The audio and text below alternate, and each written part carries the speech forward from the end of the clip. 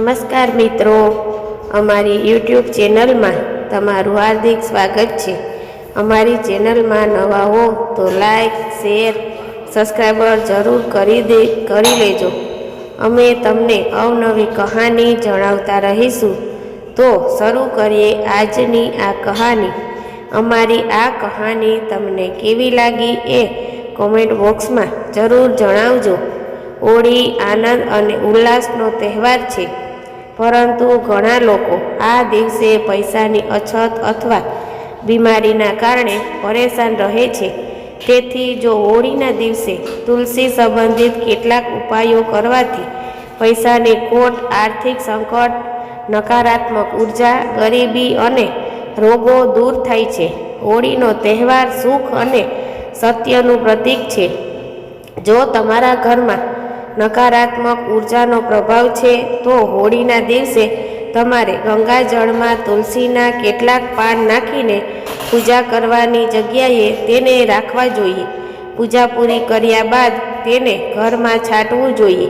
આમ કરવાથી નકારાત્મક ઉર્જાનો પ્રભાવ ઓછો થશે। હોળીના દિવસે ધન અને સમૃદ્ધિ વધારવા માટે હવન અને પૂજા કર્યા પછી તુલસીના 3 પાન લો અને તેને લાલ કપડામાં બાંધીને તમારી તિજોરીમાં મૂકી રાખો। આ ઉપાય કરવાથી સંપત્તિ વધે છે અને જીવનમાં પૈસા સંબંધિત સમસ્યાઓ દૂર થાય છે। આ સિવાય સંપત્તિમાં વૃદ્ધિ જેવા લાભ પણ મળશે। હોળીના દિવસે ઘરમાં તુલસીનો છોડ અવશ્ય લગાવો। એવું માનવામાં આવે છે કે જે ઘરમાં તુલસી હોય છે ત્યાં નારાયણ પણ વાસ કરતા હોય છે। તેથી હોળીના દિવસે ઘરના આંગણામાં તુલસીનો છોડ વાવીને તેની દરરોજ તેની પૂજા કરવી જોઈએ।